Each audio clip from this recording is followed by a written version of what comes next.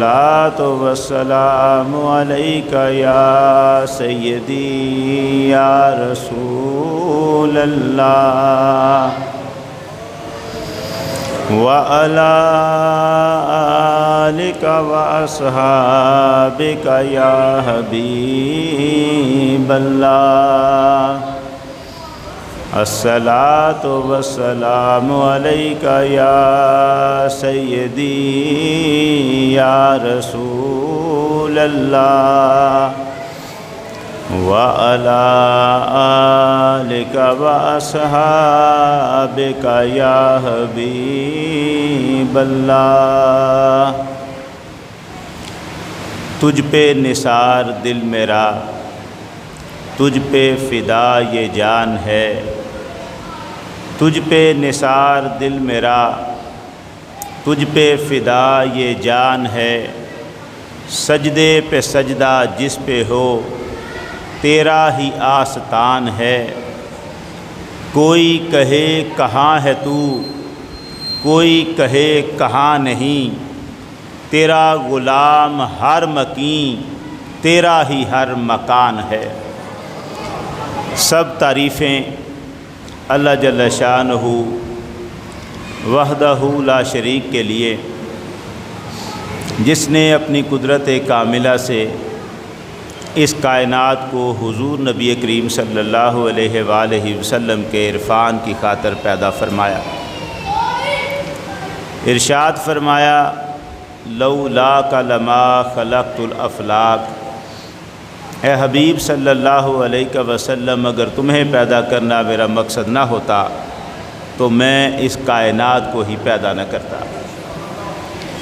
بے شمار درود حضور نبی کریم صلی اللہ علیہ وآلہ وسلم کی ذات اقدس کی خاطر، جن کی ذات اقدس اس کائنات کی تخلیق کا باعث بنے۔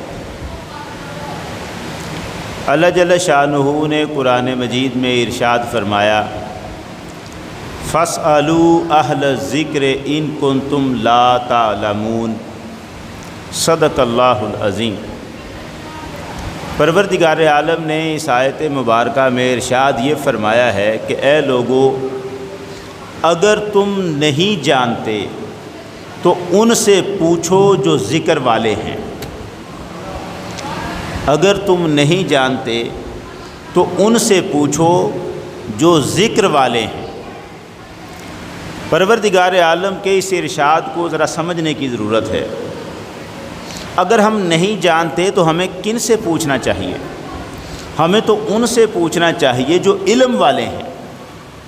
جو نہیں جانتا اسے علم والے کے پاس جانا چاہیے پوچھنے کے لیے۔ پروردگار یوں بھی فرما سکتا تھا کہ اگر تم نہیں جانتے تو ان سے پوچھو جو جانتے ہیں، اگر تم نہیں جانتے تو ان سے پوچھو جو علم والے ہیں۔ لیکن پروردگار عالم نے یوں نہیں فرمایا، یہ نہیں فرمایا کہ اگر تم نہیں جانتے تو جاننے والوں سے پوچھو۔ فرمایا اگر تم نہیں جانتے تو ان سے پوچھو جو ذکر والے ہیں۔ علم والوں کے پاس نہیں بھیجا، ذکر والوں کے پاس بھیجا ہے۔ کیوں ایسا کیا ہے؟ اس لیے کہ علم والے بہت سارے ہو سکتے ہیں، مگر انہوں نے ہو سکتا ہے علم دنیا کا مال حاصل کرنے کے لیے حاصل کیا۔ ان کا علم تو ہو مگر علم اس قابل نہ ہو جو روشنی بخش سکتا ہو کسی کو۔ ان کے پاس علم تو ہو مگر علم ہدایت نہ دے سکتا۔ علم ان کے پاس ہو مگر علم کی بنیاد پر وہ لوگوں کو گمراہ کر رہے ہوں۔ علم ان کے پاس ہو مگر وہ علم رب کا پتہ نہ بتا سکتا ہو۔ پروردگار نے جو فرمایا ہے وہ عین حق ہے اور ہمیں نظر آ رہا ہے۔ بتائیے کیا شیطان کے پاس علم نہیں تھا؟ ساری دنیا اس کا اقرار کرتی ہے کہ شیطان کے پاس بے پناہ علم تھا، اس علم کے باوجود وہ اس ہدایت سے محروم رہا جو علم کم رکھتے تھے مگر رب کے حکم کو ماننے والے فرشتے تھے۔ وہ ہدایت تک پہنچ گئے کیونکہ ان کے پاس رب کو ماننا اور اس کے حکم کے آگے سر جھکانا یہ اصل کام تھا۔ اپنے علم پر بھروسہ نہیں کیا، شیطان اپنے علم کو پیش کرتا رہا، یہ کہتا رہا پروردگارا میں اس کو سجدہ کیسے کروں، میں اس سے بہتر ہوں، میں آگ سے بنا ہوں، یہ مٹی سے بنا ہے۔ یہ ساری علمی باتیں کرتا رہا مگر گمراہ ہو گیا، ہدایت سے محروم ہو گیا۔ جو ہدایت والے تھے انہوں نے پروردگار کی بارگاہ میں عرض ہی یوں کیا تھا، سبحانک لا علم لنا الا ما علمتنا، پروردگارا تو پاک ہے، ہمارے پاس تو کوئی علم ہی نہیں ہے، ہم صرف اتنا جانتے ہیں جتنا تیری جناب سے علم عطا ہوتا ہے۔ جنہوں نے اپنے علم کو کم تر سمجھا اور رب کی بارگاہ میں ہدایت کو اس سے جوڑا، وہ ہدایت پا گئے، اور جو اپنے علم پر مان کرتا رہا وہ گمراہ ہوا اور آدم کے سجدے سے محروم ہوا اور قیامت تک کے لیے راندہ درگاہ ہوا۔ تو پروردگار نے قانون بنا دیا کہ اگر تمہیں ہدایت چاہیے ہوئی، اگر تمہیں کچھ علم لینا ہوا تو ایسے نہ دیکھنا کہ جہاں کوئی علم والا بیٹھا ہو اس کی طرف چلے جانا، نہ، ہر علم والا اللہ کا خالص بندہ نہیں ہوتا، اس کے پاس جانا جس کے دل میں رب کا خوف ہو، دل میں محمد کا ادب بھی موجود ہو صلی اللہ علیہ وسلم، خوف خدا بھی ہو، ادب مصطفیٰ بھی ہو، اس کے پاس جانا، ذکر والے کے پاس جانا، علم والے کے پاس نہ جانا۔ ہر علم والا، یہ الگ بات ہے کہ جو ذکر والا ہے وہ پہلے علم والا ہوتا ہے پھر ذکر پر جاتا ہے۔ بغیر علم کے علم باز کرے فقیری، کافر مرے دیوانہ ہو۔ سلطان بہو تو کہتے ہیں علم کے بغیر تو فقیری بھی نہیں ہے، ذکر تو آتا ہی علم کے ساتھ ہے، مگر جو اپنے علم کی بنیاد پر دنیا کو بتائے میں علمی ہوں، میں علم کی بھروسے پر بات کرتا ہوں، اللہ کہتا ہے ہر علم والے کے پیچھے نہ چل پڑنا، دیکھنا اس کا دل محمد و آل محمد کے ادب سے معمور ہے کہ نہیں ہے۔ اگر حضور کے صحابہ کا ادب اس کے دل میں نہیں، حضور کی اہل بیت کا ادب اس کے دل میں نہیں، تو لاکھ علم کے دعوے کرے اس سے کچھ پوچھنے نہ جانا۔ نہیں جانتے تو انہی کے پاس جانا جو ذکر والے۔ اب اگر آپ نے اتنی سی بات سمجھ لی تو میں آپ کو آج ایک بڑے اہم مرحلے کی طرف لے کے جانا چاہتا ہوں۔ ہمارے پاس حدیث کی جو معتبر کتابیں ہیں قرار پائیں کہ باقیوں کی نسبت سب سے اوپر ہیں، وہ 6 ہیں۔ ہم ان 6 کتابوں کو حدیث کی معتبر ترین کتابیں کہتے ہیں اور ان کو صحاح ستہ کہا جاتا ہے۔ صحاح ستہ کا مطلب ہے 6 صحیح کتابیں، صحیح بخاری، مسلم، نسائی، ترمذی، ابن ماجہ، ابو داؤد، یہ کتابوں کے نام۔ اصل میں یہ مصنفوں کے جنہوں نے لکھی تھی کتابیں ان کے نام ہیں، ان کے ناموں پر ان کی کتابیں مشہور ہو گئی تو یہ کتابوں کے نام ہو گئے۔ ان کتابوں میں سب سے پہلے نمبر پر ہے بخاری شریف، جسے کہا جاتا ہے یہ قرآن کے بعد سب سے زیادہ صحیح کتاب ہے۔ بخاری شریف کے بعد جو دوسرے نمبر پر کتاب ہے وہ ہے مسلم شریف۔ میں آپ کو وہ حدیث سنانے لگا ہوں جو بخاری شریف میں بھی ہے اور مسلم شریف میں بھی ہے۔ امام مسلم نے مسلم شریف میں جب اس حدیث کو درج کیا ہے تو پہلی حدیث جو اس حدیث کی کتاب میں لکھی گئی وہ یہی ہے، یعنی یہ مسلم شریف کی پہلی حدیث ہے۔ ویسے امام مسلم نے اپنی اس حدیث کی کتاب کو شروع کرنے سے پہلے ایک تعارفی مقدمہ بھی لکھا تھا، جس میں انہوں نے یہ تعارف کروایا تھا کہ میری یہ کتاب، اس کے اندر کیسی حدیثیں ہوں گی، ان کی صحت کیسی ہوگی، ان میں ضعیف راوی تو نہیں ہوں گے، میں کن راویوں کو ضعیف سمجھتا ہوں، کن راویوں کو صحیح سمجھتا ہوں، کیسی حدیثیں میں نے اس کتاب میں لکھی ہیں۔ یہ سارا تعارفی مقدمہ امام مسلم نے پہلے لکھا۔ اس مقدمے میں اپنی باتوں کی دلیلیں دیتے دیتے امام مسلم نے 92 حدیثیں لکھی تھیں ساتھ اپنی باتوں کی دلیلوں کے لیے۔ ان 92 کے بعد کتاب شروع کی اور جہاں سے کتاب شروع کی اس کی یہ پہلی حدیث ہے جو میں آپ کی خدمت پہ پیش کرنے لگا ہوں۔ اس حدیث کو کہتے ہیں حدیث جبریل۔ یہ واحد حدیث ہے پورے ذخیرہ حدیث میں جس کا نام ہے حدیث جبریل، اور اسے حدیث جبریل اس لیے کہتے ہیں کہ اس میں ایک ایسا واقعہ بیان ہوا ہے کہ جبریل علیہ السلام انسانی شکل میں صحابہ کی موجودگی میں حضور کے پاس تشریف لاتے ہیں، اور وہاں آ کے حضور سے باتیں کرتے ہیں. ان باتوں کو جو جبریل کر رہے ہیں حضور کے ساتھ، ان کو سارے صحابہ مجمع میں بیٹھے سن رہے ہیں. صحابہ کرام جبریل کی آواز کو بھی سنتے ہیں اور جبریل کو انسانی شکل میں سامنے بیٹھا ہوا بھی دیکھتے ہیں. بس اتنا ہے کہ ان میں سے کسی کو یہ پتہ نہیں تھا کہ یہ جو محمد عربی کے سامنے ادب سے بیٹھا ہے یہ فرشتوں کا سردار جبریل امین ہے. یہ جو وقوعہ ہے جس میں جبریل علیہ السلام تشریف لائے ہیں اور حضور سے باتیں کرتے ہیں. جبریل انسانی شکل میں آیا کرتے تھے سرکار دو عالم کے پاس، یہ آپ سب کو معلوم ہے، کوئی نئی بات نہیں ہے. اور میں ایک بات کر دوں جو حضرت شیخ عبدالحق محدث دہلوی رحمۃ اللہ علیہ نے لکھی ہے. وہ کہتے ہیں کہ جبریل مختلف انبیاء کے پاس آتے رہے. کسی کے پاس اس کی ساری زندگی میں جبریل 80 مرتبہ آئے، کسی کے پاس 100 مرتبہ آئے پوری زندگی میں، کسی کے پاس 150 مرتبہ آئے، زیادہ سے زیادہ 200 مرتبہ کسی نبی کے پاس آئے. ہزار سال نبیوں کی عمریں رہیں اور جبریل کے پھیرے 100 150 200.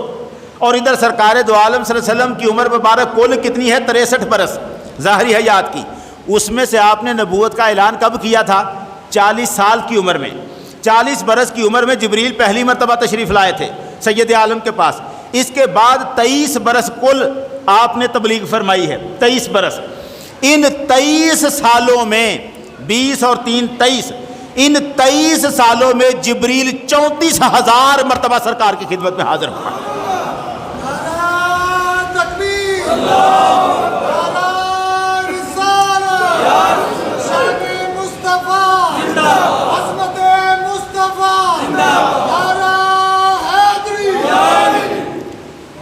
وہاں 100 150 200 مرتبہ، اور حضور کے پاس 23 سالوں میں 34,000 مرتبہ.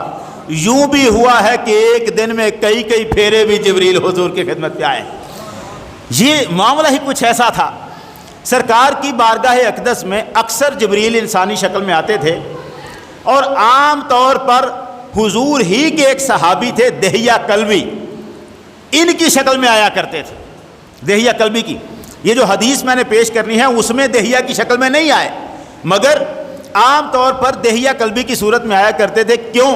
اس لیے کہ صحابہ اکرام میں سب سے زیادہ حسین و جمیل وہ دہیہ کلبی رضی اللہ تعالیٰ عنہ تھے. وہ صحابہ میں سب سے خوبصورت تھے اور جبریل ان کی شکل میں آیا کرتے تھے.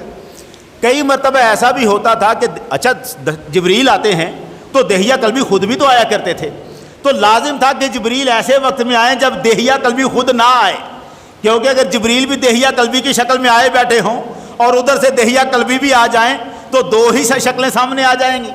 تو ایسا منظر تھا کہ جب دہیہ کلبی نے نہ آنا ہوتا اس وقت جبریل دہیہ کی شکل میں آیا کرتے. اب جبرائیل علیہ السلام کی آمد کو تو ایک طرف رکھیں، ذرا دہیہ کلبی کا ایک منظر سن لیں. دہیہ کلبی آتے تو تھے مگر وہ تاجر تھے، کئی مرتبہ شام کے ملک میں تجارت کرنے جایا کرتے تھے، اور جب کبھی تجارت پہ جاتے تھے تو 6 مہینے کے بعد واپسی ہوتی تھی. دہیہ کلبی جب واپس تشریف لایا کرتے تھے نا شام سے، تو وہاں خاص طور پر انہوں نے اپنی جیبوں کو بھرا ہوتا تھا خشک میووں کے ساتھ. کہیں سے وہ انجیر ڈال لی جیب میں، پھلیاں ڈال لی جو شام کے بازار میں عام ملتی تھیں. خشک میوہ جات لے کے آتے تھے امام حسن اور حسین کے لیے. آپ چھوٹے چھوٹے تھے امام حسن اور حسین، اور جبریل خشک میوہ جات ان کے لیے میٹھے میٹھے مزیدار، یہ دہیہ کلبی ان کے لیے وہ میوے لایا کرتے تھے. یہ دہیہ کلبی کی بات ہے، ابھی جبریل کی نہیں. شام سے تجارت کے بعد جب دہیہ کلبی نے آنا، دیر کے بعد آنا، حسن اور حسین نے دیکھنا، وہ دیکھتے رہتے تھے کہ دہیہ نہیں آئے، اس کا مطلب ہے اب جب آئیں گے تو ہمارے لیے کچھ لائیں گے. تو دہیہ کلبی جب آتے تو جیبیں بری ہوتی ہیں اور وہ میوے پیش کرتے امام حسن اور حسین کی خدمت میں. ایک مرتبہ دہیہ شام گئے ہوئے تھے، پلٹ کے نہیں آئے ہوئے تھے، اور جبریل دہیہ کی شکل میں یہاں آ گئے. جبریل علیہ السلام دہیہ کلبی کی شکل میں آیا کرتے تھے، جبریل دہیہ کی شکل میں یہاں تشریف لے آئے. اب کئی دنوں کے بعد دہیہ کو دیکھا، حجرے کا پردہ ہٹا کے حسن و حسین کی نظر دہیہ پہ پڑی کہ حضور کے پاس دہیہ بیٹھے ہیں.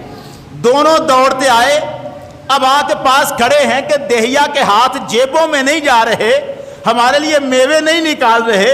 کچھ دیر تو انتظار کیا، چھوٹے بچے تھے، پھر رہا نہیں گیا، آگے بڑھے، دہیا کلبی کی شکل میں بیٹھے جبریل کی جیبوں میں ہاتھ مارنے لگ پڑے۔ ان کے کپڑوں میں جیبوں میں ہاتھ مارا کہ کہیں سے کچھ نکلے۔ چھوٹے چھوٹے بچے تھے حسن و حسین، ادھر جیب میں ہاتھ مارا، ادھر مارا۔ جبریل دہیا کی شکل میں تو آتے تھے مگر دہیا کی طرح میوے نہیں لاتے تھے۔ اب وہاں جیبوں میں میوے نہیں۔ یہ جو میں عرض کر رہا ہوں، سید ہاشم بحرانی نے اپنی کتاب مدینۃ المعاجز کی 3 جلد صفحہ نمبر 260 پہ لکھا ہے اس کو۔ اب جبریل بیٹھے ہیں دہیا کی شکل میں، حسن و حسین جیبوں میں ہاتھ مار رہے ہیں، کچھ ملا نہیں۔ جبریل نے حضور سے پوچھا، ما یریدان یا رسول اللہ، حضور یہ کیا ڈھونڈ رہے ہیں؟ سرکار نے فرمایا، جبریل تو دہیا کی صورت میں آیا ہے، وَإِنَّ دَهْيَا كَانَ يَحْمِلُ الْحُمَا إِذَا قَدِمَ مِنَ الشَّامِ نَبَتًا وَخُرْنُوبًا، اور دہیا کی عادت یہ تھی جب شام سے آیا کرتا تھا ان کے لیے میوے لایا کرتا تھا۔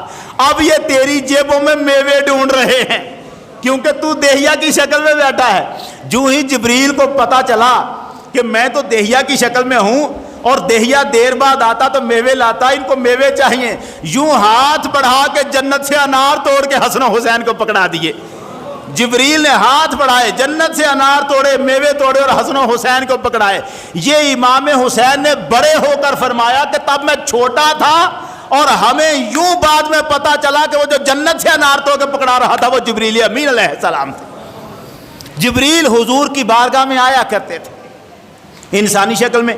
یہ جو منظر آپ کی خدمت میں پیش کرنے لگا ہوں، جو حدیث سنانے لگا ہوں، اس میں بھی جبریل آئے ہیں انسانی شکل میں، مگر آج دہیا کی شکل میں نہیں ہے۔ اب یہ حدیث آپ سنیں گے، میں نے یہ بتایا کہ اس کو حدیث جبریل کہتے ہیں، لیکن اس کا پس منظر کیا ہے، ایک وقوعہ ہوا کیا؟ بصرہ شہر کے اندر ایک عام رولا پڑ گیا۔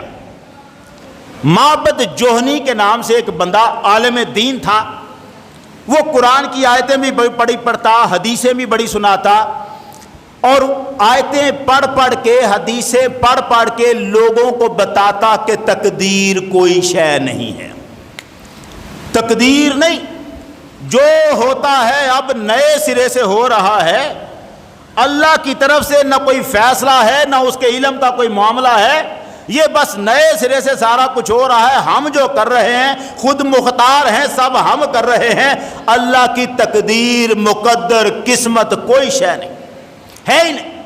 یہ کون کہتا ہے؟ معبد جوہنی، بصرہ شہر کا عالم دین۔ اب اتنا بڑا عالم ہے، آیتیں پڑھ کے، حدیثیں پڑھ کے جب لوگوں کو سناتا ہے تو لوگوں بیچاروں کے پاس کیا جواب؟ لوگ جواب نہیں دے سکتے۔ کچھ لوگوں کو بات سمجھ میں نہیں آتی، کچھ کو ہضم نہیں ہوتی، مگر جواب نہیں دے پاتے۔ یہاں سے 2 نوجوان، ایک کا نام ہے یحییٰ بن یامر اور دوسرے کا نام ہے حمید بن عبد الرحمن، یہ دونوں حج کرنے کے لیے آئے۔ جب یہ حج کرنے مکہ پہنچے تو ان دونوں نے ارادہ کیا، یحییٰ اور حمید آپس میں بات کر رہے ہیں، لو لقینا احدا من اصحاب رسول اللہ صلی اللہ علیہ وسلم فسألناہ اما یقول ہؤلاء من القدر، اگر ہمیں کوئی مل جائے نا محمد عربی کا صحابی تو ہم اس سے پوچھیں گے تقدیر کے بارے میں اصل مسئلہ ہے کیا۔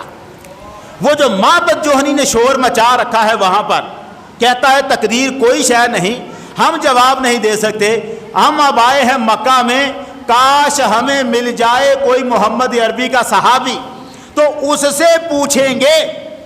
آپ ذرا غور فرمائیں، یحییٰ خود بھی پڑھا لکھا تھا، حمید بن عبد الرحمن بھی پڑھا لکھا تھا، بصرے میں اور لوگ بھی پڑھے لکھے تھے، انہوں نے خود قرآن کی آیتیں پڑھ کے جواب دینا پسند نہیں کیا، انہوں نے خود حدیثیں پڑھ کے جواب دینا پسند نہیں کیا۔ یہ سمجھتے تھے یہ معبد جوہنی کچھ ایسے انداز میں باتیں کرتا ہے جو ہمیں سمجھ میں نہیں آ رہی، اس کے دلائل کا جواب ہم نہیں دے سکتے، تو ہمیں چاہیے حضور کے کسی صحابی سے پوچھنا، وہاں سے پکا جواب لیں۔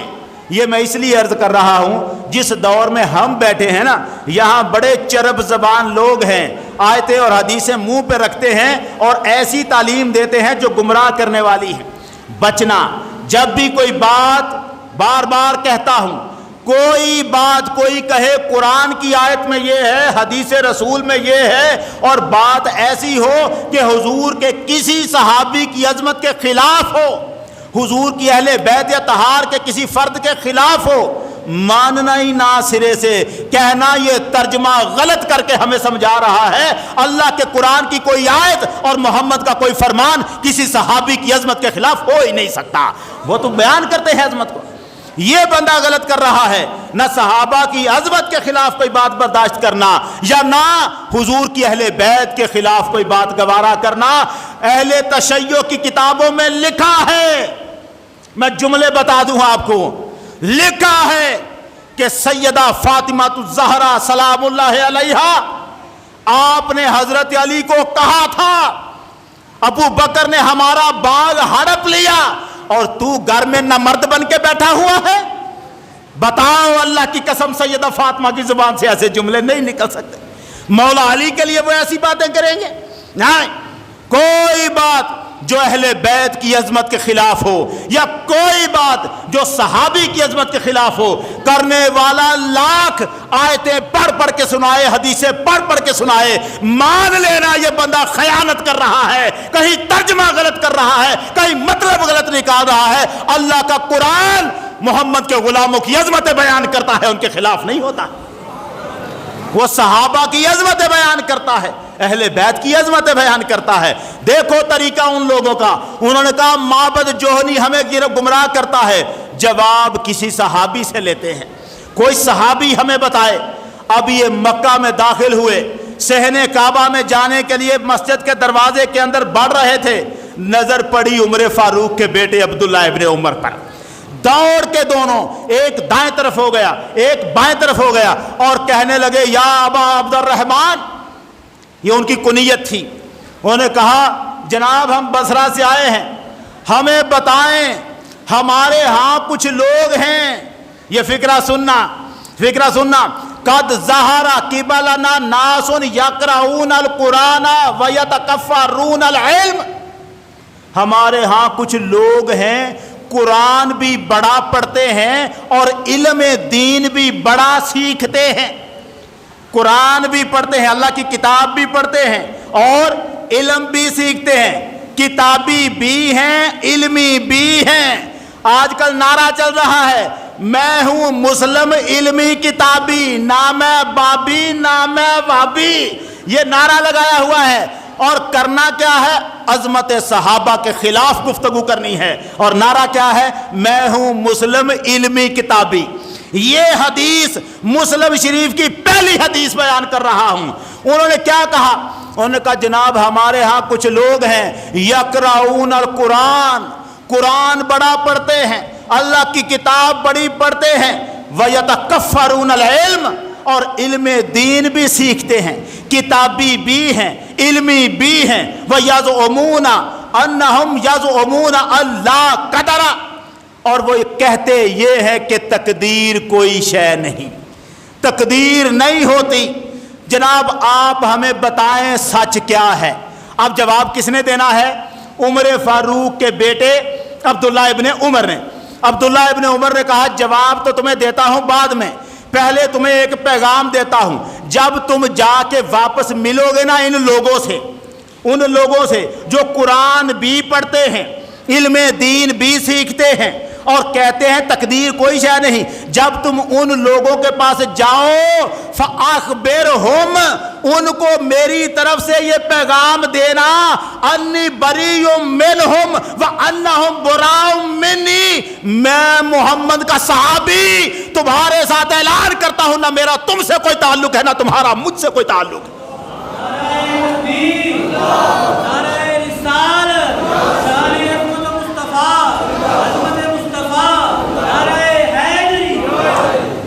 میں صحابی ہوں محمد عربی کا، اعلان کرتا ہوں تم جتنا مرضی قرآن پڑھو، تم جتنا مرضی علم سیکھو، تمہارا مجھ سے کوئی تعلق نہیں، میرا تم سے کوئی تعلق نہیں۔ اس کا مطلب کیا تھا؟ صحابی بتا رہے تھے اور جس سے محمد کے صحابی کا کوئی تعلق نہ ہو، محمد عربی کا بھی کوئی تعلق نہیں ہوتا۔ قرآن پڑھتے رہو، علمی کتابی بنتے رہو، مگر اگر ہدایت تمہارے پاس نہیں ہے، حق تمہارے پاس نہیں ہے، تو محمد کے صحابی کا تمہارے ساتھ کوئی تعلق نہیں۔ اب بتانے لگے عبداللہ ابن عمر، وہ کہتے ہیں مجھ سے سنو، یہ تو پیغام ہے ان کو دینا ہے، اب مجھ سے سنو، مجھے میرے باپ عمر فاروق نے یہ بات بتائی ہے۔ اب یہاں سے وہ بات شروع ہوئی، کیا؟ وہ کہتے ہیں بینما، یہ اب عمر فاروق بتا رہے ہیں۔ عبداللہ ابن عمر کو کون بتا رہا ہے؟ ان کے والد عمر فاروق، وہ بات سناتے ہیں۔ اب شروع ہو گئی حدیث جبریل، وہ کہتے ہیں بینما نحن عند رسول اللہ صلی اللہ علیہ وسلم ذات یوم، ایک دن ہم بیٹھے تھے رسول اکرم کی مجلس میں۔ مجھے تو یہ جملہ جو ہے نا مزہ دیتا ہے، جب بھی کبھی یہ پڑھیں سنیں، ایک منظر عجب سا ہے۔ مجلس ہو، صحابہ بیٹھے ہوں اور سرور عالم چاند کی طرح روشن مکھڑے کے ساتھ تشریف فرما ہو، حضور بات فرما رہے ہوں، پھول جڑ رہے ہوں، ستارے زمین پہ اتر رہے ہوں، یہ مجلس کا سما ہی کچھ اور ہو۔ صحابہ کی نگاہیں جھکی ہو، ابو بکر و عمر کی نگاہیں مصطفیٰ کے چہرے پہ لگی ہوں۔ یہ روایتوں میں لکھا ہے، صحابہ کہتے ہیں ہم میں سے کسی کی جرت نہ ہوتی تھی مصطفیٰ کو ٹکٹ کی باندھ کے دیکھنے کی، بس ابو بکر و عمر تھے، ان کی نگاہ چہرے سے ہٹتی نہیں تھی، ہماری اٹھتی نہیں تھی، ان کی چہرے سے ہٹتی نہیں تھی۔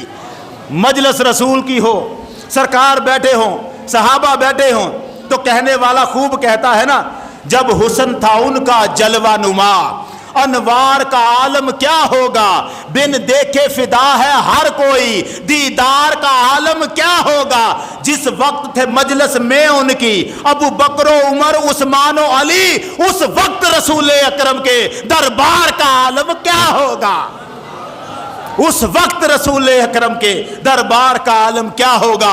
عمر فاروق کہتے ہیں بینما نحن عند رسول اللہ صلی اللہ علیہ وسلم، ہم بیٹھے تھے، حضور کے پاس بیٹھے تھے، اور اتنے میں اذ طلع علینا رجل، اتنے میں نمودار ہوا ایک مرد۔ آیا کون ہے؟ کوئی مرد آیا ہے۔ مرد آئے تو عربی میں لفظ ہوتا ہے جاء، یا ہوتا ہے لفظ اتا، یہ دو لفظ آنے کے لیے کہا جا سکتا تھا اذ اتا رجل، اذ جاء رجل، لیکن عمر فاروق نے یہ لفظ استعمال نہیں کیے۔ انہوں نے کیا لفظ استعمال کیے؟ اذ طلع علینا رجل، جب ہمارے پاس ایک مرد نمودار ہوا۔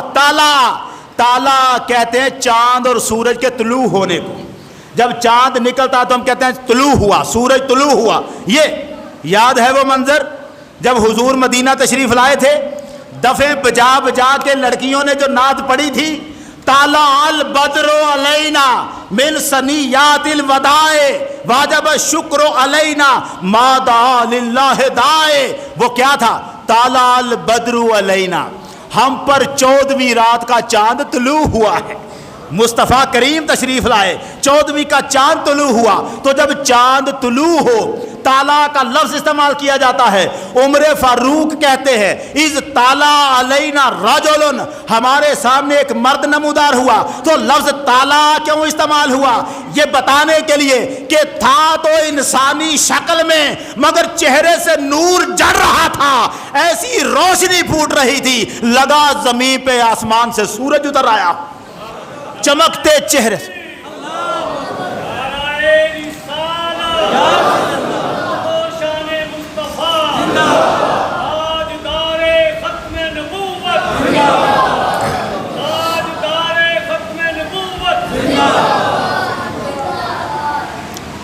طلع علینا رجل، وہ مرد ہم پہ نمودار ہوا، آیا۔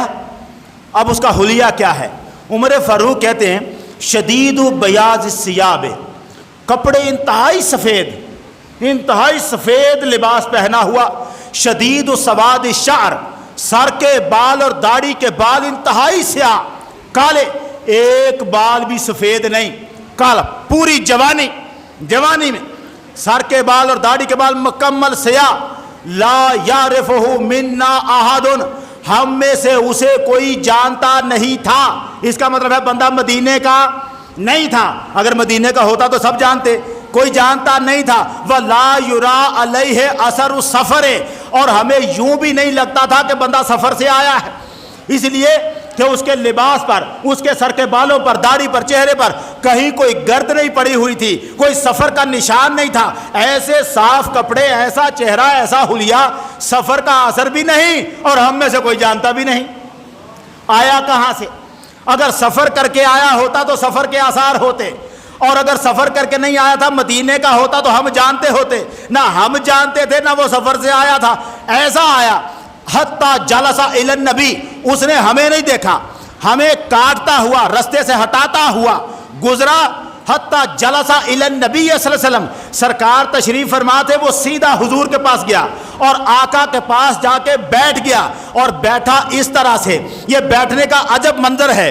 اگر کوئی اسے بٹھا کے دو بندوں کو نہ دیکھے، اسے یہ منظر سمجھ میں نہیں آ سکتا. یہ عجب منظر ہے، سوائے اس حدیث کے کسی اور حدیث میں یہ منظر ہی نہیں ہے. وہ کہتے ہیں بیٹھا تو صحیح، اسند رکبتیہ الی رکبتیہ، یوں بیٹھا، اتحیات کی شکل میں بیٹھے تھے سرکار دو عالم. یہ آنے والا آیا اور اس نے اپنے دونوں گھٹنے مصطفیٰ کے گھٹنوں سے جوڑ دیے. اتحیات کی شکل میں بیٹھا، اتحیات کی شکل میں حضور کے سامنے بیٹھا، اپنے دونوں گھٹنے حضور کے گھٹنوں سے جوڑ دیے. فوضع کفیہ علی فخذیہ. اگلا جملہ آپ کی توجہ کہیں اور جا رہی ہے. اگلا جملہ سننا، حضور کے سامنے بیٹھا اتحیات کی شکل میں، ہاتھ کہاں رکھے؟ اپنی رانوں پہ نہیں، ہاتھ مصطفیٰ کریم کی رانوں پہ رکھے. اب دو بندوں کو ذرا بٹھائے آپ اتحیات کی شکل میں گھٹنے جوڑ کے، یہ صرف سمجھنے کے لیے منظر. کبھی بٹھا کے دیکھیں، ایک بیٹھنے والا اپنے ہاتھ اپنے ٹانگوں پر، اپنے گھٹنوں پر، اپنی رانوں پر نہ رکھے بلکہ دوسرے کی رانوں پر رکھے تو یہ ایسے ہی نہیں ہوگا، یوں کر کے نہیں رکھے جاتے. یہ ہاتھ اگلے کی رانوں پر رکھنے والوں کو تھوڑا سا جھکنا پڑتا ہے. دوسرا سامنے بیٹھا ہوگا جس نے اس کی رانوں پہ ہاتھ رکھنے ہیں، وہ تھوڑا سا جھکتا ہے، اسے تھوڑا سا جھکنا پڑتا ہے. اس کا مطلب یہ تھا جبریل یوں بیٹھے حضور کے سامنے اتحیات کی شکل میں بیٹھے، سر جبریل کا جھکا ہوا تھا، مصطفیٰ کا اٹھا ہوا تھا، اور جس کی بارگاہ میں فرشتوں کا سردار ادب سے گردن جھکا کے بیٹھے. تو کیا سمجھتا ہے اس کے مقام کو؟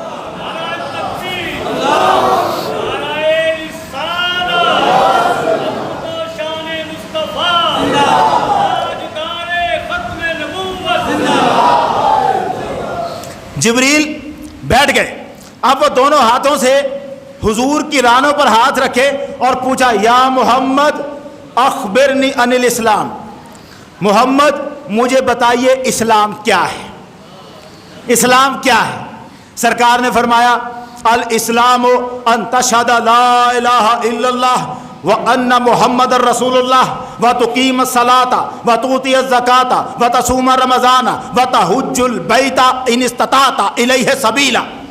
فرمایا اسلام یہ ہے کہ تو کلمہ پڑھے، لا الہ الا اللہ محمد الرسول اللہ، اور تو نماز قائم کرے، اور تو زکوٰۃ ادا کرے، اور تو رمضان کے روزے رکھے، اور تو اگر استطاعت رکھے تو اللہ کے گھر کا حج کرے. اس نے کہا صدقتا، آپ نے سچ کہا، آپ نے سچ کہا. سوال بھی خود کیا تھا اور اب کیا کر رہا ہے؟ آپ نے سچ کہا. عمر فاروق کہتے ہیں فَأَجِبْنَا لَهُ، ہمیں تعجب ہوا، ہم حیران ہوئے. یسألہ و یصدقہ، خود ہی پوچھتا ہے پھر خود ہی تصدیق بھی کرتا ہے. اس کا مطلب یہ ہے اسے جواب خود بھی آتا ہے، اسے جواب خود بھی آتا ہے. تو جب آتا ہے تو پھر پوچھتا کیوں ہے؟ اس حدیث کو ذہن میں بٹھائے رکھنا. جب کوئی پوچھے تو مطلب یہ نہیں ہوتا کہ پوچھنے والے کو علم نہیں ہے. کئی حکمتیں ہوتی ہیں پوچھنے کی، دوسروں کے سامنے کوئی چیز ظاہر کرنی ہوتی ہے. اب یہ نہ کہنا کہ حضور کو پتہ نہیں چلا تھا کہ میری بیوی عائشہ بے گناہ ہے، اس لیے حضور لوگوں سے پوچھتے تھے لوگوں بتاؤ میری بیوی کے بارے میں کیا کہتے ہو، اور اب اعتراض کرنے والا کمبخت کہتا ہے اگر محمد عربی کو پتا تھا کہ عائشہ بے گناہ ہے، اگر پتا تھا تو صحابہ سے پوچھتے کیوں تھے؟ اور ہر مرتبہ پوچھنا اس بات کی دلیل نہیں ہے کہ پوچھنے والے کو پتا نہیں، پوچھنا لا علمی کی دلیل نہیں ہوتا، کبھی اس لیے بھی پوچھا جاتا ہے کہ ذرا دوسروں کو بھی پتا چل جائے۔ جبریل کو پتا تھا اسلام کیا ہے، اور یہاں آ کے کیا کہتے ہیں حضور بتائیے اسلام کیا ہے؟ آقا نے بتایا اسلام یہ ہے، تصدیق کی، اس نے کہا صدقتا، حضور آپ نے سچ کہا۔ عمر کہتے ہیں ہمیں تعجب ہوا، خود ہی پوچھتا ہے، خود ہی تصدیق کرتا ہے۔ پھر اس نے اگلا سوال کیا، یا رسول اللہ، یا محمد اخبرنی عن الایمان، مجھے بتائیے ایمان کیا ہے؟ سرکار نے فرمایا ان تؤمن باللہ و ملائکتہ و کتبہ و رسلہ والیوم الآخر والقدر خیرہ و شرہ۔ سرکار نے فرمایا ایمان یہ ہے کہ تو اللہ کو مانے، اللہ کے فرشتوں کو مانے، کتابوں کو مانے جو آسمان سے نازل ہوئیں، آخرت کے دن کو مانے، اور تو اچھی اور بری تقدیر کو مانے۔ کس کو ماننا ہے؟ یہ کون سنا رہا تھا؟ عبداللہ ابن عمر ان دو آنے والوں کو سنا رہے تھے، وہ بتا رہے تھے اور بصرہ کے شہر میں معبد کہتا ہے تقدیر کوئی شے نہیں ہے، میں نے اپنے باپ عمر سے سنا، وہ کہتے ہیں محمد عربی نے ایمان اسے قرار دیا تھا، اللہ کو بھی ایمان، فرشتوں کو بھی ایمان، نبیوں کو بھی ایمان، کتابوں کو بھی ایمان، آخرت کے دن کو بھی ایمان، اور اللہ کی تقدیر پر بھی ایمان رکھ۔ اچھی اور بری تقدیر کو نہ مانے ایمان نہیں ہے، جس میں ایمان نہیں، محمد کے صحابی کا اس کے ساتھ تعلق نہیں ہے۔ بصرہ میں جا کے بتا جو تقدیر پر ایمان نہیں رکھتا مسلمان کہلانے کا حقدار نہیں ہے۔ سرکار نے فرمایا ایمان یہ ہے۔ جبریل نے سنا، کہنے لگا صدقتا، آپ نے سچ کہا۔ عمر کہتے ہمیں پھر تعجب ہوا، خود ہی پوچھتا ہے، خود ہی بتاتا ہے۔ اچھا میرے پاس ایک مزیدار سی بات بھی ہے، وقت کی سوئیاں مجھے تڑپا بھی رہی ہیں، لیکن کیا کروں، بات آئی منہ آئی گل نہ رہندی، یہ من مڑ اے ہوئی کہندی یہ کہ بتا ان کو وہ کیا ہے۔ ایک عالم جو ذرا دیوار پار کے تھے، دیوار پار کے عالم تھے، اس لفظ پہ آئے، اس حدیث پہ آئے، اس میں ہے نا ہمیں تعجب ہوا، ہم حیران ہوئے۔ عمر فاروق کہتے ہیں ہم حیران ہوئے۔ اب حدیث پڑھتے پڑھتے اس نے کہا، عمر کہتے ہیں ہم حیران ہوئے، ہمیں تعجب ہوا، میں اس کا ترجمہ کرنے لگا ہوں۔ وہ عالم دین کہتے ہیں میں اس کا ترجمہ کروں، اس کا دوسرا ترجمہ ہے کہ میں ششو پنج میں پڑ گیا، ششو پنج میں پڑ گیا۔ ششو پنج کیا ہوتا ہے؟ شش کہتے ہیں، یہ لفظ کٹھا ہو تو اس کا مطلب حیران ہونا ہے۔ میں ششو پنج میں پڑ گیا، میں حیران ہو گیا۔ شش کہتے ہیں فارسی میں 6 کو، اور پنج کہتے ہیں 5 کو۔ 6 اور 5 دونوں کو جوڑیں تو کیا بنتا ہے؟ 11۔ اب حدیث کون سی بیان کر رہا ہے عالم؟ کندھ پار والا تھا نا، دیوار پار والا۔ کیا کہتا ہے؟ کہتا ہے وہ دیکھو یہ جو لفظ ہے نا تعجب میں پڑ گیا، حیران رہ گیا، اس کا دوسرا لفظ ہے ششو پنج، اور ششو پنج کو جوڑے تو بنتا ہے 11۔ اب سمجھ آیا یہ 11ویں منانے والے بس حیران ہی ہوئے رہتے ہیں، ان کو کچھ پتہ نہیں 11ویں کسے کہتے ہیں۔ یہ خود بھی گناہ کرتے ہیں، اوروں سے بھی گناہ کرواتے ہیں، یہ تعجب میں پڑے ہوئے ہیں۔ تعجب کو کہتے ہیں ششو پنج، ششو پنج سے بنا 11ویں شریف۔ یہ بیچارے سادہ بے وقوف لوگ 11ویں بنا رہے ہیں۔ اصل بات یہ ہے یہ تعجب میں پڑے ہوئے ہیں۔ ذرا بتاؤ اس کا کوئی توق بنتا ہے یہاں؟ کہاں کی بات ہے، کہاں جوڑ رہا ہے؟ میں اب تھوڑا سا اس کے یہ ڈکوسلا ہے نا، مسئلہ نہیں ہے۔ اب یہاں بھی تو خون کھولتا ہے تو ڈکوسلے کا جواب ڈکوسلے سے ہی دیتا ہوں، مگر ذرا اس سے بہتر ڈکوسلے سے دینے لگا ہوں، بہتر ڈکوسلے سے۔ حضور سے پوچھا جبریل نے اسلام کیا ہے؟ آقا نے کتنی چیزیں فرمائی؟ اسلام یہ ہے کلمہ پڑھے، نماز پڑھے، زکوٰۃ دے، رمضان کے روزے رکھے، اللہ کے گھر کا حج کرے. کتنی چیزیں ہوئی؟ 5. اس نے پوچھا ایمان کیا ہے؟ سرکار نے فرمایا ایمان یہ ہے اللہ پر ایمان رکھ, فرشتوں پر ایمان رکھ, کتابوں پر ایمان رکھ, رسولوں پر ایمان رکھ, آخرت پر ایمان رکھ اور تقدیر پر ایمان رکھ. کتنی چیزیں ہوئیں؟ 6 اور 5 پچھلی 6 اگلی. اسلام 5 اور 6 11. اسلام تو مکمل ہی تب ہوتا ہے جب 11ویں شریف آ جائے.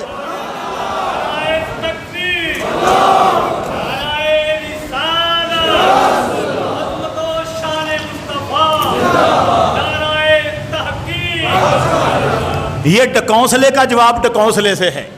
ہمیں ایسے ڈکونسلے نہ سنا, ورنہ جہاں جہاں سے تو 11ویں کا رد کرے گا وہاں سے ہم 11ویں شریف کو ثابت کر کے دکھائیں گے. ایسے نہیں ہوتا. اب آ جائے واپس. اس نے پوچھا ایمان کیا ہے؟ فرمایا ایمان یہ ہے. اس نے سوال کیا اگلا, حضور مجھے بتائیے مال احسان, احسان کیا ہے؟ سرکار نے فرمایا ان تعبد اللہ کانک تراہ فإن لم تکن تراہ فإنہ یراک. احسان یہ ہے کہ تو اللہ کی عبادت ایسے کرے گویا کہ تو اللہ کو دیکھ رہا ہے, اور اگر تجھے یہ مقام حاصل نہ ہو تو وہ تو تجھے دیکھ ہی رہا ہے. یہ تو دل میں رکھ, یہ تو احساس پیدا کر کہ وہ تجھے دیکھ رہا ہے. اچھا ذرا توجہ رہے, عبادت ایسے کرنی ہے کہ جیسے تو اللہ کو دیکھ رہا ہے. ایسے عبادت تو صرف علی نے کر کے دکھائی ہے, ہم کیسے کر سکتے ہیں؟ یہ عبادت تو علی کی تھی. پوچھا گیا آپ نے رب کو دیکھا؟ کہا دوسرا سجدہ ہی تب کرتا ہوں جب رب کو سامنے دیکھ لیتا ہوں. یہ تصور ادھر تو ہے, ہم کیسے عبادت کریں اس تصور کے ساتھ کہ رب ہمیں دیکھ رہا ہے. اچھا اس نے سوال ختم کیا, اگلا سوال کیا, کہنے لگا بتائیے اخبرنی عن الساعہ, قیامت کب آئے گی؟ اب سرکار کا جواب سننا.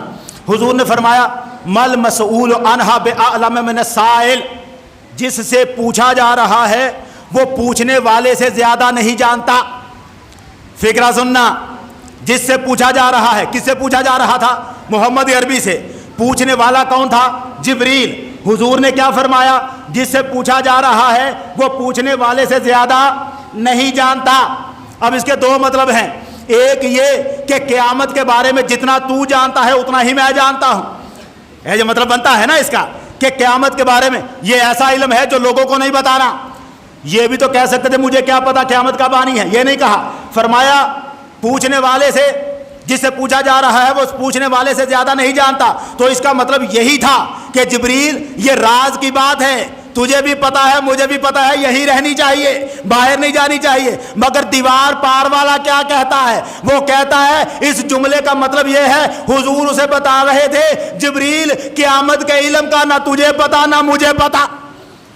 بھائی عجب ہے تیرے ترجمے, قربان جائیں واللہ, قربان جانے کی بات ہے. تجھے ترجموں میں سے بھی محمد عربی کی شان نظر نہیں آتی, اپنی بے ایمانیاں ہی نظر آ رہی ہیں. وہ ترجمہ کیا بنتا ہے؟ حضور نے فرمایا جس سے پوچھا جا رہا ہے وہ پوچھنے والے سے زیادہ نہیں جانتا. تو اس کا یہ مطلب ہی تو بنتا ہے جبریل جتنا تو جانتا ہے قیامت کے بارے میں اتنا ہی میں جانتا ہوں. پھر پوچھ کے اس راز کو لوگوں کے سامنے افشا نہ کر. اگلا سوال جبریل نے کیا, حضور اگر قیامت کا بتاتے نہیں تو یہی بتا دے, اس کی کوئی علامتیں ہی بتا دے قیامت کی. اخبرنی عن امارتہا, علامتیں ہی بتا دے. فرمایا اذا ان تلد الامۃ ربتہا, جب لونڈی اپنی مالکہ کو جنم دے گی, لونڈی اپنی مالکہ کو جنم دے. وَأَن تَرَى الْحُفَاةَ الْعُرَاةَ الْعَالَةَ الرِّعَاءَ الشَّاءَ يَتَطَاوَلُونَ فِي الْبُنْيَانِ, اور جب تو دیکھے ننگے پاؤں ننگے بدن بھیڑ بکریاں چرانے والے اونچی اونچی بلند عمارتیں بنا کر ایک دوسرے پر فخر کرنے لگ پڑیں, سمجھ لے اب قیامت دور نہیں قریب ہی آ کے کھڑی ہو گئی. 2 نشانیاں بتائیں. دوسری سے تو مجھے غرض نہیں ہے, اس وقت غرض نہیں ہے کہ اونچی عمارتیں بنائیں گے فخر کریں گے ننگے بدن بکریاں چرانے والے. آج وہ منظر ہے. اس وقت سعودی عرب پر جو خاندان حکومت کر رہا ہے یہ بدو خاندان ہے. یہ وہی تو جو صحراؤں میں بکریاں چرایا کرتے تھے. آج سب سے اونچی عمارتیں ان کی ہیں, بلکہ حرم کعبہ میں بھی اتنی بڑی ٹاور کلاک بنایا ہے کہ پوری دنیا کو چیلنج کیا ہے لاؤ ہمارے اس کے مقابلے میں بڑی عمارت. ہمیں اس سے کوئی برائی نہیں، اونچی عمارتیں ہمیں بنانی چاہیے، کفر سے مقابلہ کرنا چاہیے، مگر حضور نے فرمایا بکریاں چرانے والے، ننگے بدن بکریاں چرانے والے اونچی عمارتیں بنانے میں فخر کریں گے۔ اب ہم اونچی عمارتیں بنا کے فخر کر رہے ہیں، یہ نشانی تو پوری، لیکن پہلی کیا ہے جس پہ ہم نے غور نہیں کیا؟ لونڈی اپنی مالکہ کو جنم دے گی، مطلب کیا؟ مطلب یہ بیٹی پیدا ہوئی، جوان ہوئی، اور اب ہوئی بیٹی آزاد، باہر آئی، تعلیم سیکھی، فیشن کیا، میک اپ کیا۔ ماں نے اگر کبھی بولے سے سمجھا لیا کہ سر کے بالوں کو دوپٹے سے چھپا، تو بیٹی کہنے لگی اماں تجھے کیا پتا زمانہ کیا تقاضا کرتا ہے، اماں تجھے نہیں پتا۔ اماں نے دوسری مرتبہ پھر کہا یہ سرخیاں پاؤڈر لگا کے بازار مت جا، اماں تو وہی پرانے زمانے کی عورت رہی، تجھے کیا پتا۔ اماں نے پھر کہا غیر لوگوں کے ساتھ ملاقات، میل جول، یہ اسلام میں جائز نہیں۔ اماں کس اسلام کی بات کرتی ہے؟ کون چلتا ہے اسلام پہ؟ آج کا زمانہ ترقی پسند ہے، آگے بڑھنا چاہیے۔ اماں نے پھر کہا بیٹی تیرے لچھن ٹھیک نہیں ہیں۔ بیٹی کہتی ہے اماں تو تیرے کون سے ٹھیک تھے؟ اب زبانیں بدل گئیں، اب انداز بدل گئے، اب ماں شرمندہ ہو رہی ہے۔ میں اس بیٹی کو سمجھاؤں تو سمجھاؤں کیسے؟ ادھر یہ بیٹی یہ کام کرتی ہے، ادھر وہ بیٹا جو جوان ہوا اور اسے سمجھایا باپ نے، بیٹا کچھ تھوڑا سا ہوش حیا کو ہاتھ رکھنا۔ بیٹا کہتا ہے ابا جی آپ کو پتہ ہی نہیں ہے، آج کل ترقی یافتہ زمانہ ہے، بیٹا یہ جو سر کے بالوں کو ٹکیاں لگوا رہا ہے یہ مسلمانوں کی ٹکیاں نہیں ہیں، ہمارا بال کٹوانے کا یہ ڈیزائن سٹائل نہیں ہے۔ محمد عربی کے بالوں کو دیکھ، محمد کے غلاموں کے بالوں کو دیکھ، ویسا ڈیزائن بنا۔ وہ کہتا نا زمانہ ترقی کر رہا ہے، میں تو ویسے بال کٹواؤں گا جیسے انگریزوں نے کٹوائے ہوئے ہیں، جیسے فلاں ڈانسر نے کٹوائے ہوئے ہیں۔ باپ سمجھاتا ہے بیٹا مسجد قریب ہے، لوگ مجھے کہتے ہیں تیرا بیٹا مسجد میں نہیں آتا، وہ کبھی کبھار تو مسجد میں چلا جایا کر۔ بیٹا کہتا ہے مسجد میں کیا ہوتا ہے، وہاں پہ نمازی بھی لڑتے رہتے ہیں، آپس میں جھوٹ بولتے رہتے ہیں، میں باہر ہی چنگا ہوں۔ 100 دلیلیں دے دے کر باپ کو چپ کروا دیتا ہے، پھر باپ ذرا تھوڑا سا مذہبی بنتا ہے، بیٹا نہیں ہمیں اس طریقے پہ چلنا ہے جو محمد عربی نے بتایا ہے۔ بیٹا کہتا ہے ابا زمانے کا تقاضا اور ہے، تو اپنی باتیں اپنے پاس رکھ، مجھے پتا ہے مجھے کس راستے پہ چلنا ہے، میں جانتا ہوں، تجھے کیا پتا، تو نے زمانہ دیکھا ہی کہاں ہے۔